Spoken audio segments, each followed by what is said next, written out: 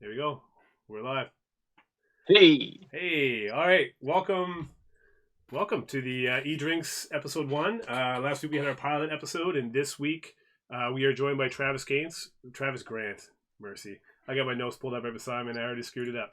But yeah, we got Travis Grant here with me from Unplugged, a board game cafe located here in Fredericton, New Brunswick, Canada. So welcome to the show. thanks for having me. Yeah. So we're just gonna jump right in and let's talk about your business, the board game cafe, how it came to be, what made you pull the trigger on it. Like, what's the how does it work? Sure. So, Unplugged happened. So, we opened about 5 years ago. And the way that happened was I have an older daughter, and she was visiting my sister in Ottawa, and they took her to a board game cafe called Monopolate, which is sadly since closed. And when they brought her back, they were like, "Hey, They were telling me about this board game cafe. I'd never heard of it before, and board games and cafes had recently just started opening up, like a year, maybe 2 years into Canada, and and I thought to myself, he was like, "Hey, that sounds like fun." And so my background is I'm a filmmaker, and so I do a lot of typical filmmaker stuff when you're not working, is like serving and things like that, because it allows you to kind of set your own schedule. And I was kind of getting tired of working for other people, and decided that, well, yeah, this does sound like fun, so I should open it up. And and it took from the fall, or sorry, August of 2014, until end of February 2015. That was turnaround to open up Unplugged. So that's quite a time gap. Yeah, it was a fairly quick thing from talking about it to implementing it and then getting it all set up. And we kind of worked Unplugged in phases. So the first year it was just Unplugged, and then that second year we had opened up the escape rooms, and we'd actually franchised out, which some people don't know about, but that didn't end up working out, and we ended up shutting that down. But these are all things that you learn as you start your businesses and such. Absolutely. Yeah. So how does it work? So someone is walking down the street, they see a board game cafe, and they're like, what does that mean? They can walk in, they pick up a board game, they can sit Yes, down with random people, or it's a pretty simple premise, and it's relatively the same across the board all over the world, because there's board game cafes everywhere now. across the board. So the way it works with us is, you pay $5 plus tax. You get to stay as long as you want, play as many games as you want while you're there. And the cool thing with going to a board game cafe is that most of us there are pretty passionate about games, so we learn the games, learn the rules. So if you come in and we've got this wall of like 300 games, and we have a total of about 700. We've got to put down in the basement. Uh, you know, I'll come up to you, and you'll be looking at the wall, and I'll ask, hey, what are you into? Are you a big gamer? If you say yes, great, then you probably know what you want. If you're not, then I can kind of curate your evening around, what you're into. Are you into sci-fi? Are you into action? Are you into, party games? What are you into? And then I'll narrow that down, and then I'll be able to teach the game, answer any questions that you have about most of the games, and away you go. Awesome. Yeah, so I asked because some people that are watching or listening might not know, but I've been there a few times, and I use your place to test run games because board games today aren't super cheap. It's not the $20 Hasbro games that anyone's buying anymore, right? It's the $50 Yeah, complex, like one of the ones that I actually test ran Catan there before I bought into Catan. Now I have every Catan expansion you can buy. Like a wooden tile version that was all 3D printed wooden tiles and stuff like that. that's cool. Yeah, and so I definitely use places like that. And I will say that you and your staff are extremely knowledgeable on helping people out. I think it was it's the one where you all play as movie monsters and you fight King of Tokyo or King of Tokyo, that's one King of of my favorites. Tokyo. Yeah, Yeah. and so I saw it on Will Wheaton's show, and then I went in to actually test run it, and I was like the. Anyways, one of your people helped me out and kind of explained to myself and a few of my friends, and it was awesome. And then my brother-in-law actually owns it. We play it from time to time. Still, it's a great game.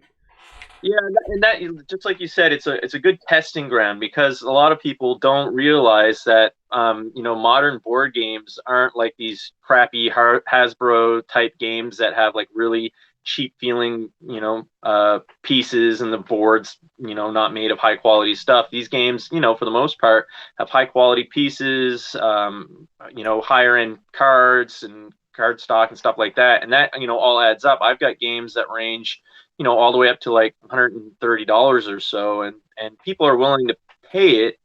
Um, the hardcore guys already know what they're going to play, and then the people that are curious, they can come in. It's far cheaper to spend $5 or whatever, test out a game, and see if you like it or not. Absolutely. And you had stuff there that's just for kids, right? It's not just for people coming in for Yeah, a beer or whatever. Oh, speaking of beer, just a quick side note. I see you're drinking a Radler, I am. Yep. crafty Radler from Pump House. Pump outs. Yep. I have a Ruckus IPA from Long Bay. It's delicious. If anyone, and the art is amazing. So if Yeah, yeah. anyone's looking for a good IPA, and they're down near St. John's somewhere, so it's really good. Cool. Mm. Yeah, so what you're asking there about, that was one of the big things when we opened up is, I had a couple of target audiences. The first one was university students. They're the ones that kind of pay the bills. But the second and third one were teenagers and then families, because we live in Fredericton, and there's not a whole lot of stuff to do for families for entertainment. You've got your classic, you got movies, you got you can go bowling, or you can go go to Clay Cafe and do some painting and stuff like that. But then it runs out pretty quickly after that. So my goal was to make a place that was kind of inviting to everybody. And what was really interesting, as a quick aside, is when we first opened up, there used to be a bench in front of Unplugged, and I would sit down and I'd watch people, go by the cafe and listen to what they were saying about it. And some people were like super pumped about it. Other people were confused about it. I used to have like, hardcore jocks walk by and like make fun of it. But then, a year and a half in, once people started to get what was going on and that board games weren't just like Monopoly and like Trouble and Guess Who and stuff, then everybody started coming in. Didn't matter if you were like a nerd, a jock, a guy, girl, whatever. Doesn't matter. Everybody, has a good time when they come in. Yeah, because one of my favorite memories at your place actually is my nieces come to town, and they'd be older now, but they would have been 8 and 10 at the time, and Yep. I'm notorious for being a horrible winner. I'm a good loser at board games, but I'm a really bad winner. There's actually a long-standing trade embargo against me in Catan. Some of my friends refuse to trade no matter what. 3-1 doesn't matter. But at your cafe was the first time that my oldest niece ever beat me at a board game, and she still brings it up. She wants to go to your place every time they're in town, which hopefully will be again soon. And every time she brings out, she's like, "Hey, remember that time I beat you at Connect 4? Yeah, at the board game cafe. Yeah." And so I fully endorse that. Definitely for the whole Yeah, family, for sure. and that's one of the cool things too about the cafe for me personally is like on a busy Friday or Saturday night, I can like pause and I can sit there and the place is packed and it's like, no one's on their phones and everyone's like, it's super loud. Like it's a loud spot. It's louder than most bars. But it's all people like laughing and having a good time and being silly and letting their guards down and interacting. And that's pretty rewarding to see people just interacting and having a good time. And hopefully once this whole pandemic thing is, long behind us or whatever, people will be able to get back to that and be able to connect and physically be able to just have a good time with each other. Absolutely. But so that's the downstairs. You do have an upstairs.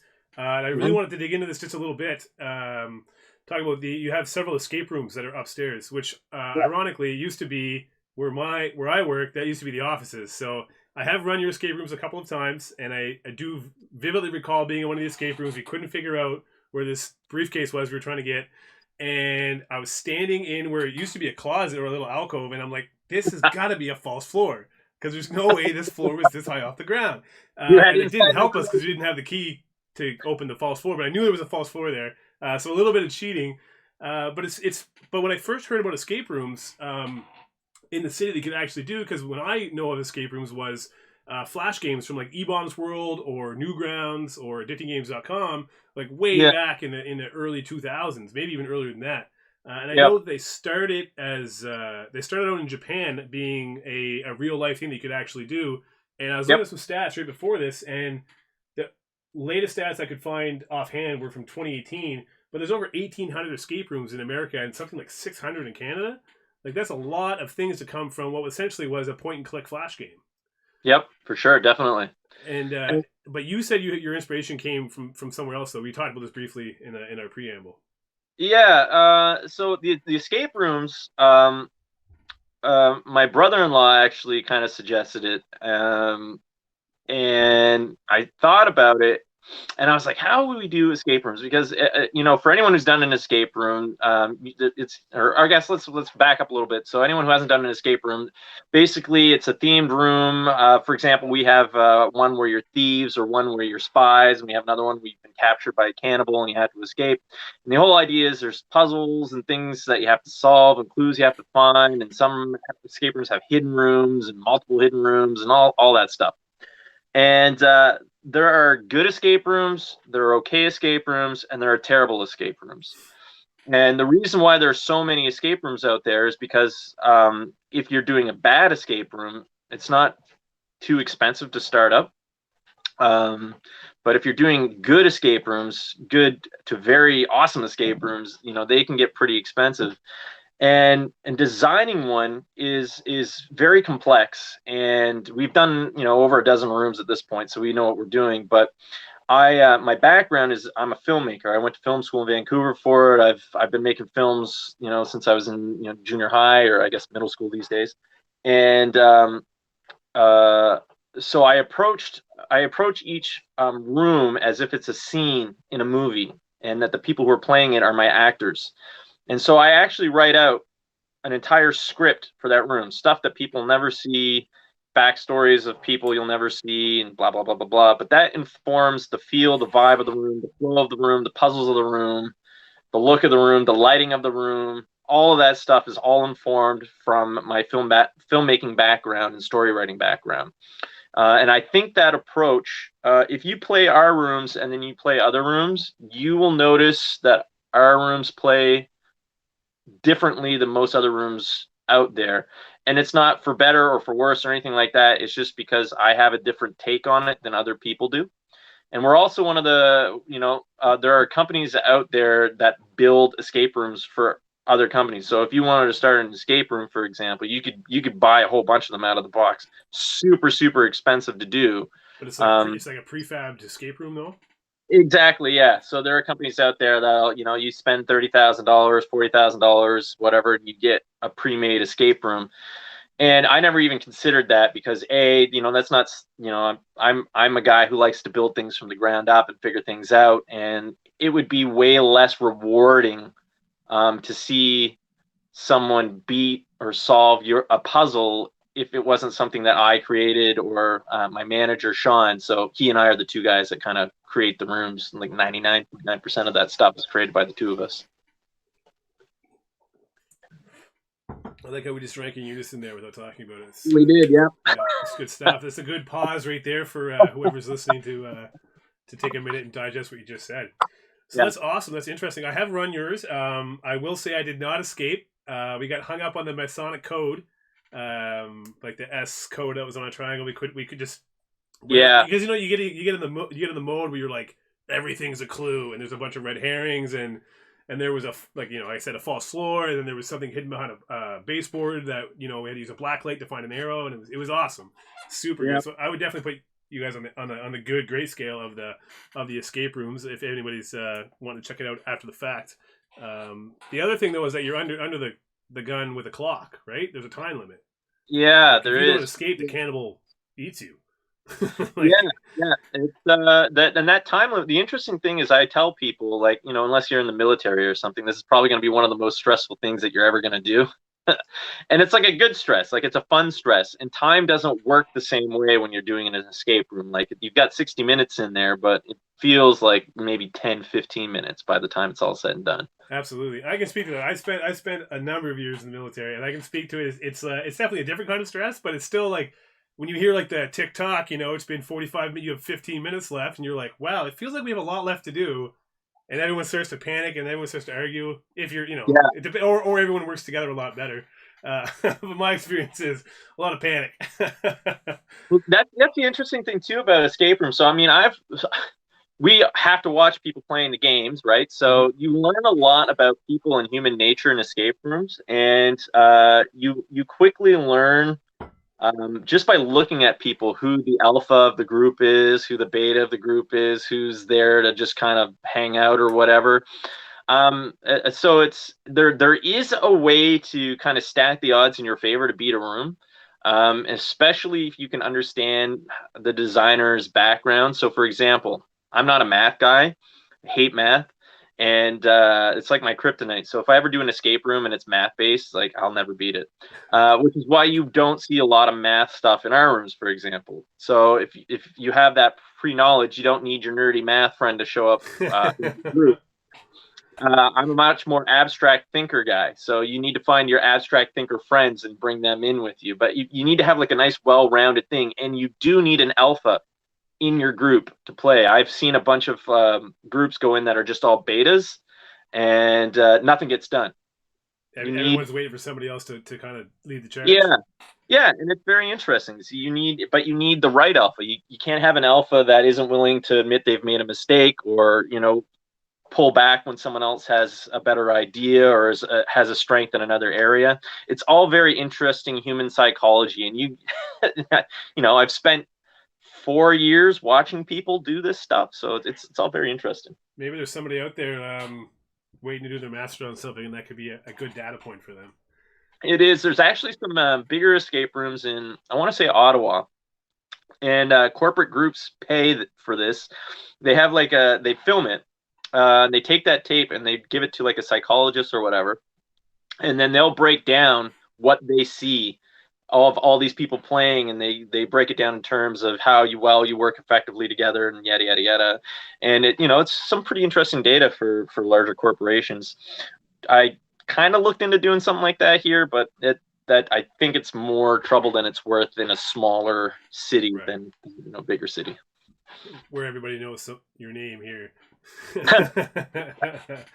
Yeah. Well, so that's awesome. So that's one aspect. So something that's come up recently, obviously the pandemic is going to be a hard topic to avoid in this day and age, but it's kind of put the kibosh on people hanging out to actually physically play board games together. And I've got a Yeah. group of friends, buddies, their wives, and even some of their kids, and we love to get together and play board games. I love to get together and win them, and they love to get together and beat me at them.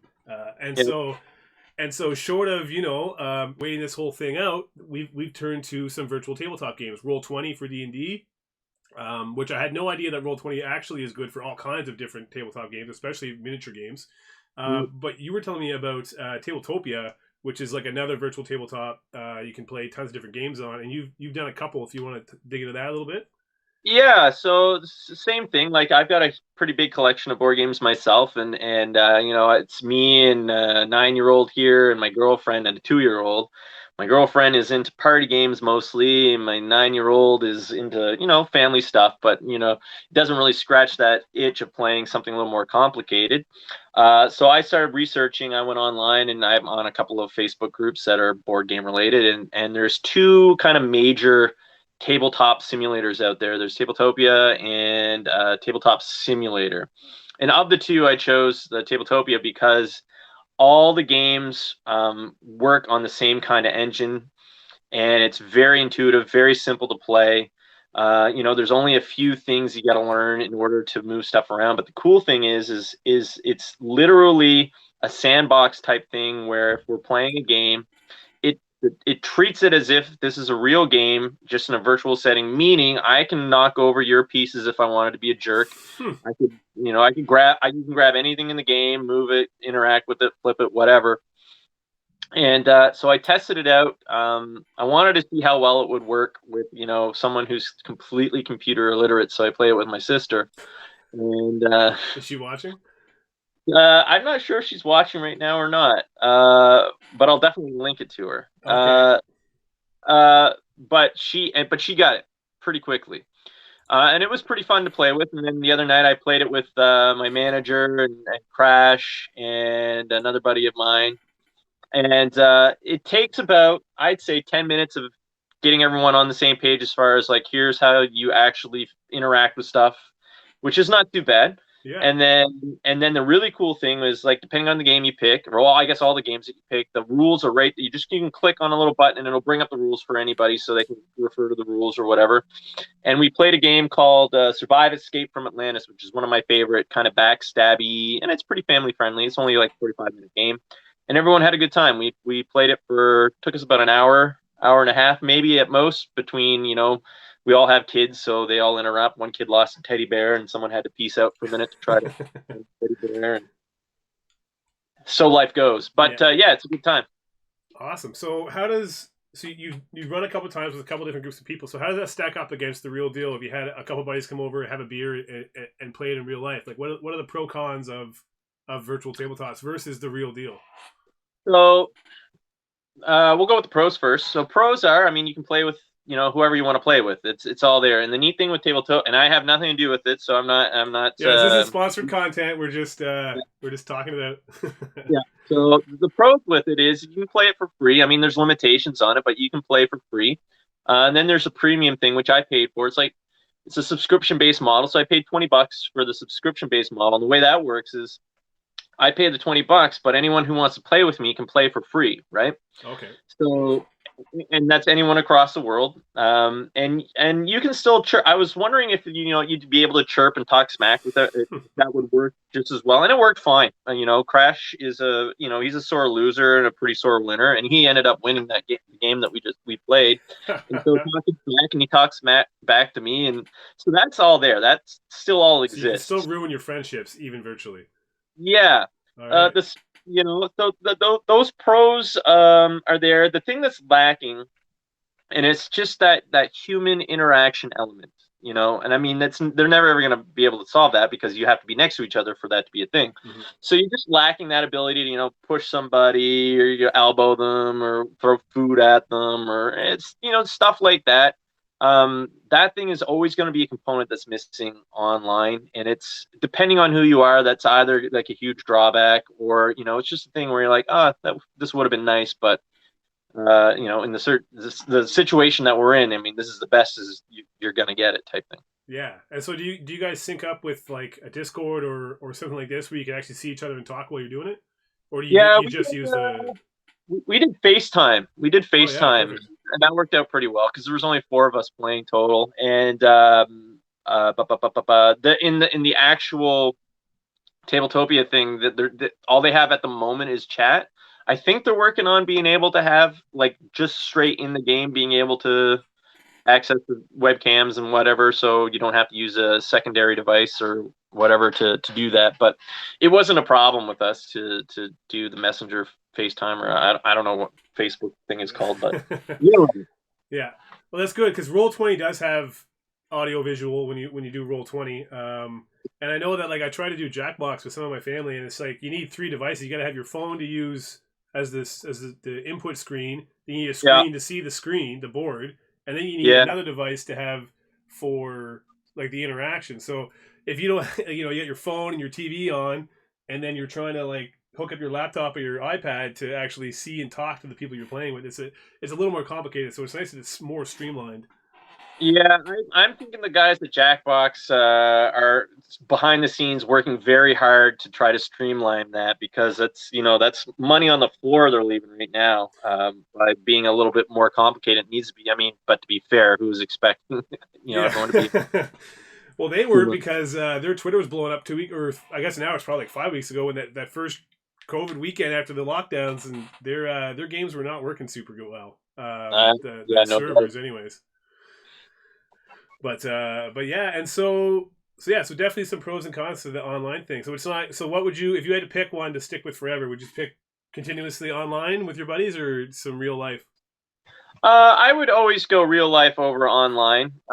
Just it's more fun that way for me personally. But in this, like I said, in the current situation, I would rather play online than by myself.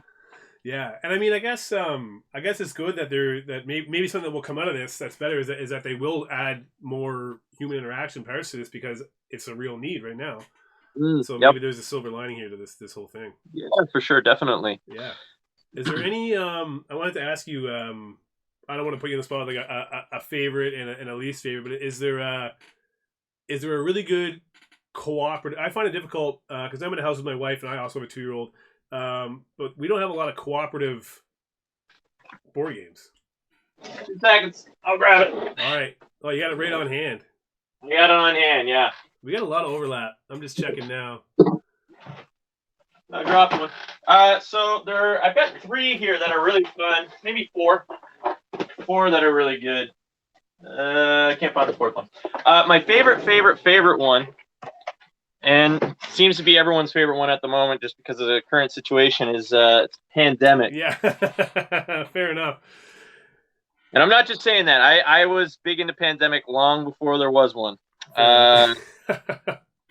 In fact, I was kind of like, when this thing all started happening, I wasn't sure if I should pull it from the shelf or not, if people would think it was in bad taste, but I left it on there, and what was funny was a lot of people before we had to shut down were asking to play it and purchase it, and I think it was because it was giving people some control over the situation, so they can, in their mind, be the heroes of like saving the world, which is what this is all about. Pandemic is a game where you guys work for the CDC and you cooperative. There's all these different diseases that are spreading across the globe, and you guys have to work together as a group in order to figure out the cures for these diseases. And it's a really fun game. And then the cool thing with cooperative games is they all kind of follow the same kind of structure. So if you know how to play Pandemic, then you can play other games. So there's a game called Flashpoint, which I think is a little bit harder than Pandemic, where you're a firefighter and you're rushing into a house to save people, and the house is burning down, and you can break holes into walls, but if you break too many holes in the walls, the house will crash down on you. So that's super super fun. And then one of the newer ones that just came out is called Subterra. I have played that one. Yeah, this one's pretty cool because it's got like a horror element to it, and you guys are cavers, and you've fallen down into like this pit, and you've got to work your way out. And I find Subterra is actually kind of hard too. That one they've released all these games have tons of expansions to them, but Subterra's released a couple of expansions that make the game like a lot harder than just the core. So yeah, those are super fun. Yeah, so Subterra, that's the tile builder one, right? You put down the tiles. Yeah. We definitely played it and have never won because you need to get over half your team out. Like we can get 1 or 2 out, but usually we don't get over half the team out. No, there's just so much stuff in there trying to kill you all the time. Yeah. So I don't know if the guy who designed this used to be a caver in a previous life and lost like. What his inspiration behind it is? Yeah. Awesome. Is there a particular board game that goes better with drinking? Is there a game where, like, if you're going to have a few drinks... Because I know, like, with my buddies, we go in the woods, we go to somebody's camp, and we play Risk, and we drink for the whole Risk game. And then there's usually an argument at the end of it. I haven't done it personally because I haven't played it in a while, but a game that would be really fun, drinking, would be like a werewolf style game or Resistance. I don't know if you've played any of those. So when there's a secret person or whatever? Yeah. So basically the idea of these games is that there's a couple of people who are, let's say, bad guys, and the bad guys know who the bad guys are, but the good guys don't know who anybody is. And the good guys are trying to figure out who the bad guys are, and the bad guys are trying to kill off the good guys. That's the gist to all of these games, and they all have their own variations. So, and basically there's a point in the game every round where you're just interrogating each other.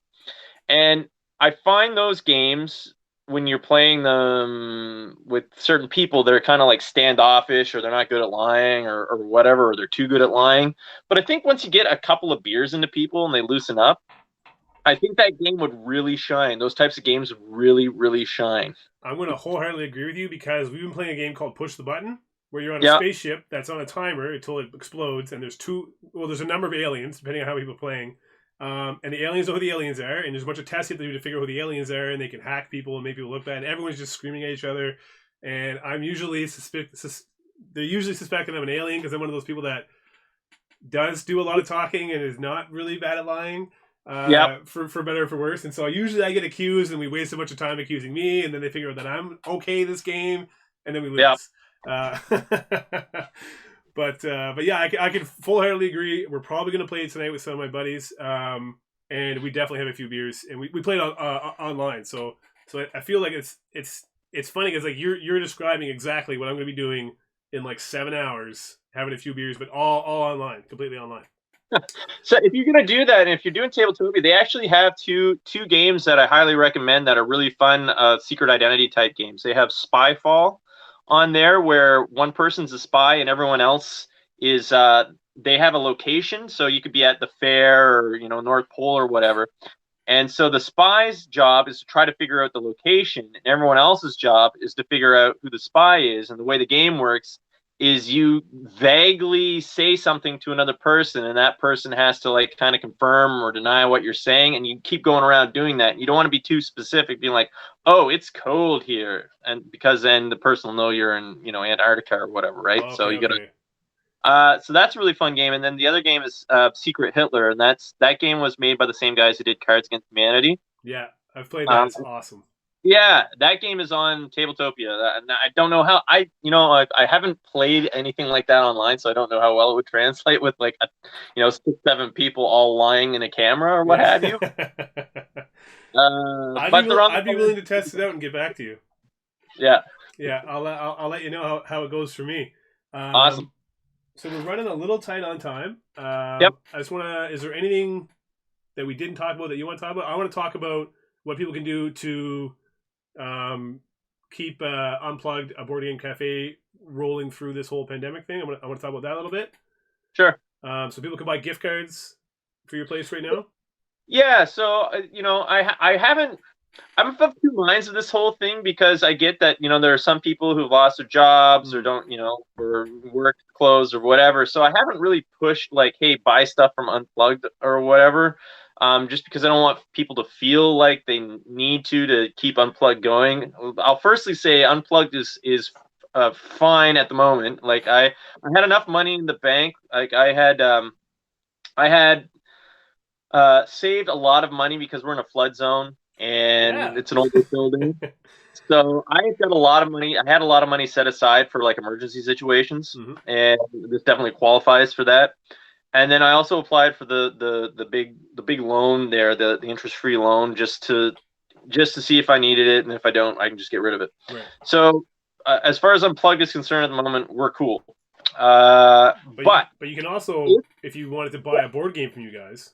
Yeah, so here's me without twisting you and trying to make you feel. I guess that whole preamble was to make you not feel bad. Like if you legit want to buy a board game from us, yeah, by all means buy a board game. I'm the one who's making the deliveries. And we've got a ton of games in stock. If you want to, I don't have like an actual online store.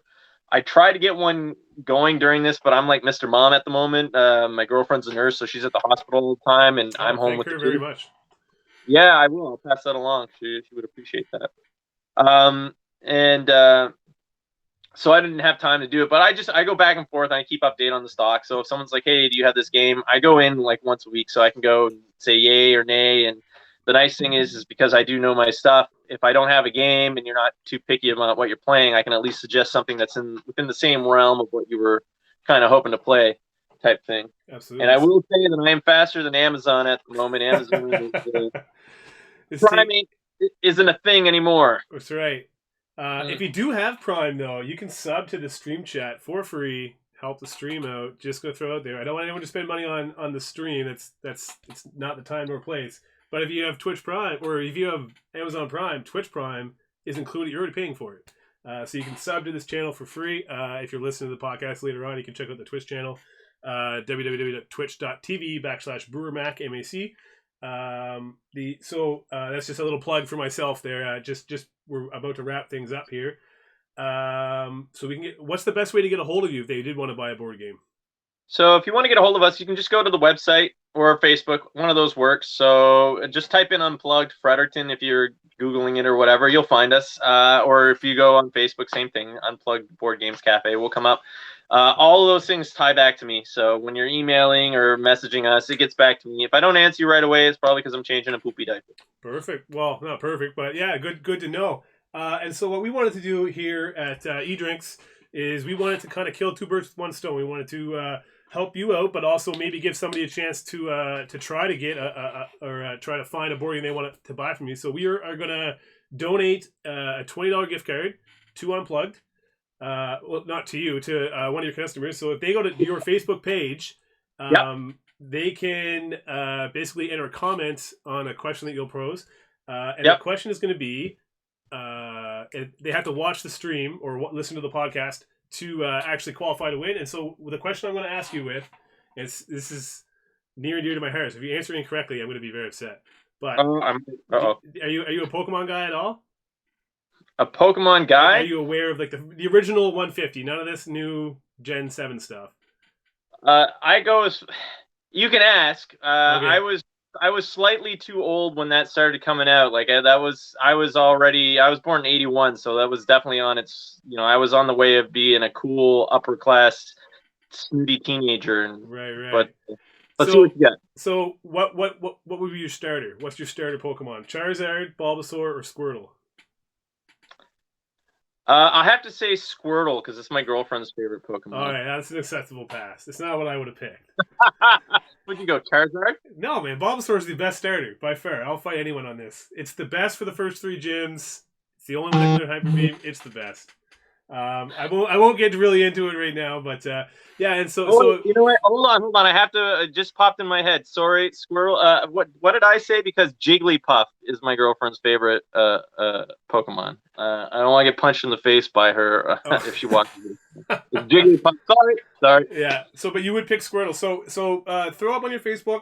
If someone guesses, I mean, I guess it's a 1 in 3 chance they'll just get it right even if they don't listen to the podcast, but that's okay. And then you can pick whatever you want. Let people know on the Facebook page, and then give the winner the $20 gift card on behalf of eDrinks. That's our way of saying thanks for being the first official guest that had no blood relation to me. It wasn't a pilot episode, so I really appreciate you coming on the show. Tell your wife thank you. I'm sure that myself, all the listeners and viewers are very thankful of all the nurses, not just her, but a heartfelt thanks from us. And is there anything that you wanted to talk about before we wrap this up? No, I just I want to say thank you for having me on here. It was super fun having a conversation. Most of my days are talking to a 2-year-old, so this is nice. And 2, I just want to let everyone know I'm going to be posting some videos. I had a conversation with my manager, and we've got a battle plan for once we start to reopen. How we're going to deal with the germs and all that fun stuff. So we're going to make the place as safe as possible for you during doing the escape rooms, doing the board game cafe stuff. All that stuff is going to be available to you. Oh, and one last thing. We are on, currently the kitchen's closed down, but we are on Skip the Dishes. And so once we do open back up fully, what we're going to do is we're going to really push hard on Skip the Dishes. And so you'll be able to order food from us, which is super delicious. And I think that is it. That's all I got to plug. Awesome. What's the best food to get? You guys have matzo sticks, right?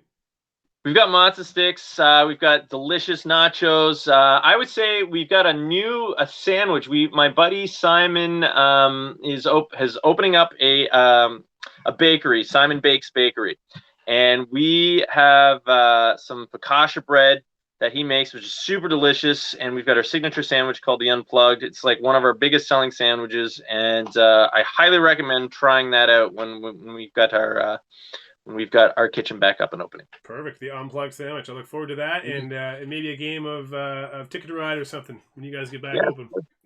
Awesome. All right. Well, thank you very much. Thanks anyone that's listening or watching. You can catch the VODs on YouTube. I finally got verified because YouTube apparently was inundated with people trying to get verified and it crashed everything. YouTube crashed their verification system for 2 weeks. So finally verified, so you can find the VODs there or here on the Twitch stream. You can catch me on Facebook and Instagram, eDrinks Podcast. Just type that in, you'll find me. And Travis, thank you again. It's been a pleasure. Thanks for having me. All right. Cheers. Cheers.